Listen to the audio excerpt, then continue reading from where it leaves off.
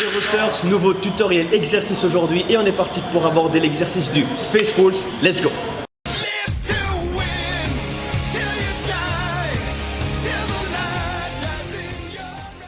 Au niveau du mouvement, on prend d'abord la poulie et on l'attache ici à hauteur de sternum. On attache une corde, main en pronation au bout de la corde. On fait un pas en arrière pour garder la tension. J'amène les mains vers l'arrière au niveau du front. Je reviens, je lâche les épaules.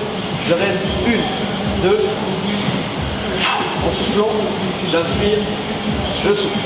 Donc au niveau des muscles travaillés à travers cet exercice, premièrement on va énormément travailler le faisceau postérieur des deltoïdes, également la partie moyenne et basse des trapèzes, mais également étant donné que c'est une rotation latérale, on va aussi beaucoup solliciter tout l'ensemble de la coiffe des rotateurs, dont principalement l'infraépineux et le petit rond. Alors au niveau du mouvement maintenant en lui-même, une fois que vous êtes ici en fin de mouvement, vous avez tendance alors à resserrer les omoplates. On fait vraiment focus sur les omoplates, on serre les bas trapèzes pour pouvoir rester dans cette position.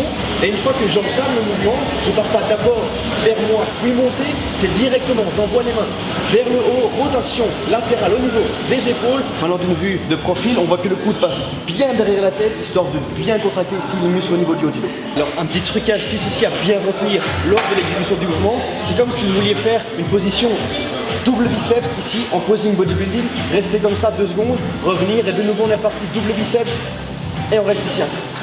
Et alors il existe une autre variante de ce même exercice, c'est de le faire façon poids du corps. Donc tout simplement j'installe un TRX à une barre, je me mets le plus proche possible de cette barre, je laisse les câbles sous tension et j'exécute le même mouvement.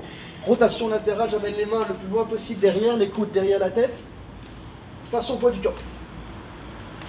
Alors pourquoi cet exercice est si important? Tout simplement parce qu'on peut l'utiliser soit de manière préventive, soit de manière à corriger une mauvaise posture déjà existante. Et de quelle posture je parle? En force de toujours vouloir développer le grand pectoral et le grand dorsal, ce sont tous des muscles qui vont inciter des mouvements qui sont responsables de la rotation interne de l'épaule. On va finir comme ça avec les épaules bien vers l'avant, un peu rondies, c'est super moche et c'est vraiment pas sain pour la structure interne de l'épaule.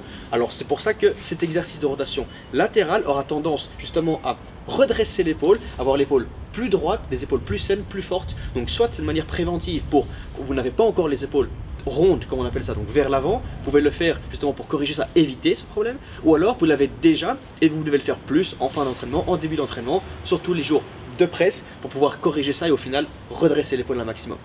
Donc voilà, c'en est terminé pour la théorie concernant l'exercice du face pulse. Si vous avez encore des questions concernant cet exercice, n'hésitez pas à les laisser en commentaire. On y répondra au plus vite. Nous on se retrouve la semaine prochaine pour une nouvelle vidéo. J'espère que cette vidéo vous aura plu. En tout cas, n'hésitez pas à laisser un pouce bleu si c'est le cas. N'hésitez pas non plus à nous suivre sur Facebook, sur YouTube. Encore merci du soutien les gars. Ciao, ciao.